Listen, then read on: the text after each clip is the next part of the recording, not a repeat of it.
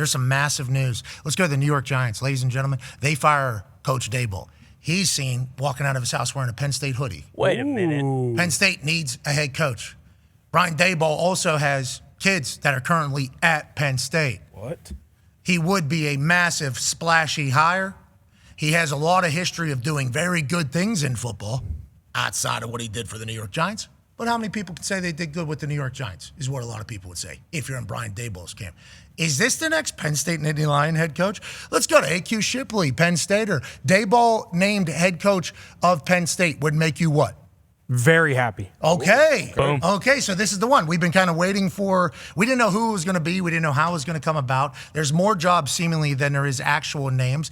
Penn State's been sitting there. LSU obviously still wide open. We have no idea who's going to take that job, but we think it's probably going to be a pretty significant name because LSU, from Coach Saban's eyes, 5 stars fall out of trees in Louisiana. You can win in Louisiana no matter what. 3 head coaches, 2 of them had national championships. Now it's 4 head coaches, 3 of them had national championships. So the thought is LSU's good job. Florida, we assume, will be a good job. Penn State, though, in the North, great job for the Big Ten. And to kind of keep the boosters happy potentially, or the money happy, or the fan base happy, you have to make a splashy hire. Daboll would certainly be there, right? Yeah, I think so. And I think anytime you get an opportunity to get a guy that coached with Nick Saban, with Bill Belichick, offensive coordinator at Alabama, and obviously been a head coach, this is and he's an offensive genius.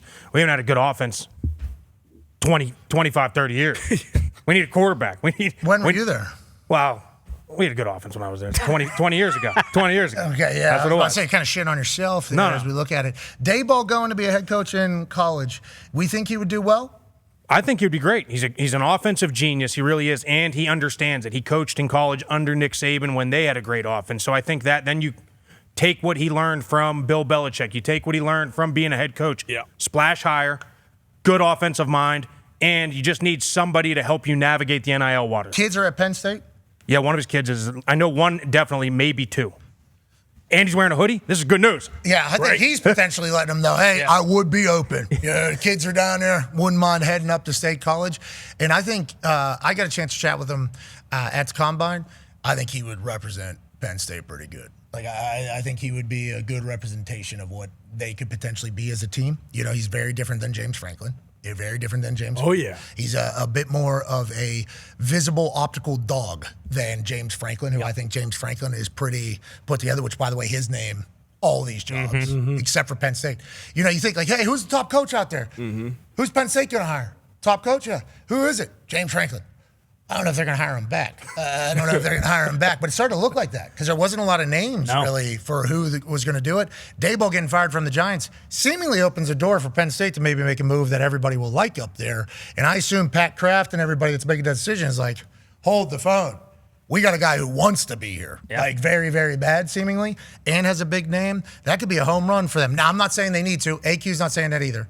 AQ is just saying as a member of the Penn State cult, right? You're saying. That's right. I'd be pumped about that. I'd be real pumped. And he's not pumped about a lot of things. True. Ever. They'll win the headlines for sure. Yes, they certainly call would. him an offensive genius. That's big coming from you. Right there. He is. I mean, he coached with New England when they had Tom Brady. Obviously, what he did down there in Alabama and won a national championship as an OC, then a head coach. Took the New York Giants. You're still skipping Josh Allen. Yeah, exactly. Oh, yeah. He's working with Josh Allen. Yeah, exactly. So Buffalo, obviously Buffalo, Josh Allen. This guy's going to be your coach. You need to know at least where I know all this stuff, but I'm just going. I'm skipping ahead to when he was a head coach, and he took the Giants to the playoffs in his first year. And then what? Well, then we had a little skit. 24. But that'll happen. The NFL is a hard place to win. We talked about that all morning. College, very easy. I understand that. Big But Ten, whenever, tough. Penn State could be the right spot for him. And we would like to say to Daboll, if you go to Penn State, college football would be pumped. Like, he would be electrifying it. Yeah. Does he know anything about all the recruiting? You say he's with Nick Saban. Nick Saban is like the greatest recruiter of all time. Does he know anything about the recruiting aspect of it all? Is he going to be able to do the NIL social part of it? James Franklin had 70 employees working just away from ball, just on everything else that was happening. He automatically inherits that, or maybe there's a change of structure.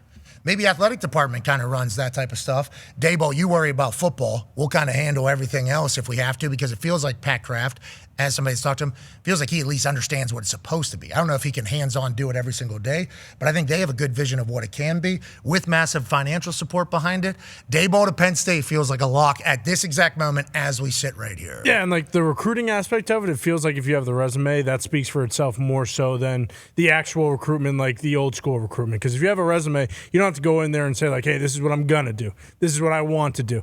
Like, he made Josh Allen and didn't make him, but Josh Allen's biggest steps as a quarterback, we talk about the lasers all the time, massive part of it, but also Daboll was his OC. So was Daboll putting him in the right spots? And, you can throw in a lot of different things, Diggs coming over, but for the most part, Daboll being the OC was a huge deal for Josh's, success and development and growth. So him having that resume, you could even go to Jackson Dart and be like, hey, look what Jackson Dart was starting to do. Like, I love that guy. One, pretty good talent evaluator, and two, put him in good positions, and that's a massive deal. So like recruiting wise, it almost feels as though Daboll makes that easier because then he has the resume, and as we know, Penn State has the biggest bag, and a lot of coaches are getting out of coaching because that's the only thing that a lot of the recruits actually care about. Well, just based on like what AQ said and a lot of Penn State people, like they want a big name. They don't want the next big guy in college football. Exactly. They have the money to kind of. The money people want a big name. Well, yeah, exactly. Yeah. Like, so if he's available, because I think people thought maybe Daboll would get fired at some point this season, but then they started winning a little bit with Jackson Dart, and it was like, no,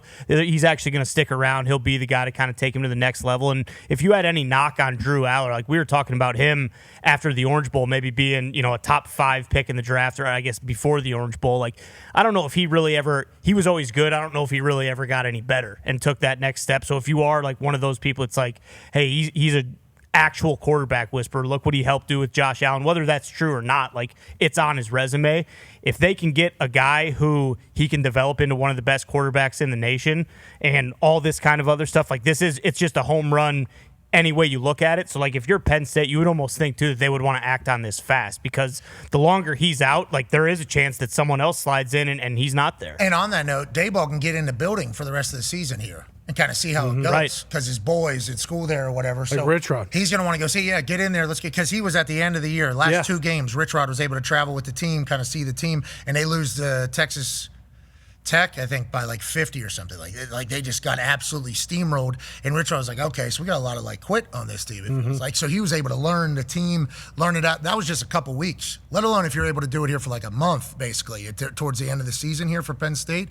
Could be a big advantage for them. Good for Penn State, maybe falling into something here that might be perfect for them. How deep was he into his latest contract? Because what's his money situation? Is he any rush to get into another job or to leave the NFL and go back down to college? It is a head coaching opportunity, but you know how a lot of these guys feel when they get that opportunity in the NFL. I know Big Mike McCarthy talked about it, like, hey, once we get there, it's so tough to get in and stay in. Does he want to take that step back down, even though money-wise in college football shit is right up there with the NFL guys? That's a hilarious thing. We're just putting Daboll at Penn State. Daboll's like, whoa. Yeah.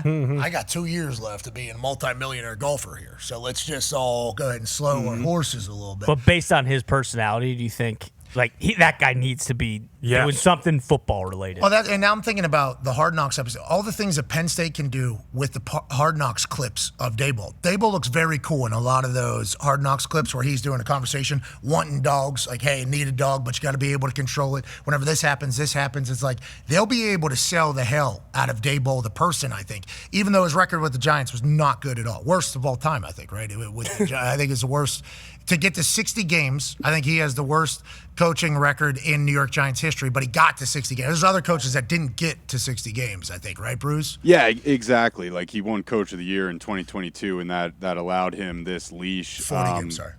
Yeah, I think it would be a slam dunk hire, and that he is a great ball coach, and it would be a perfect fit. I didn't even think about that when I saw him sad in the Penn State hoodie. I just said, man, why does the paparazzi keep getting our coaches right after they get fired? Yeah, because the pizza, outside? Joe Judge had the pizza and beer party. Yeah, exactly. It happens every time. So I was bummed just seeing him bummed out like that because, I don't feel like it was even probably the majority his fault with everything going wrong there. But, yeah, I think it would be an awesome fit at Penn State.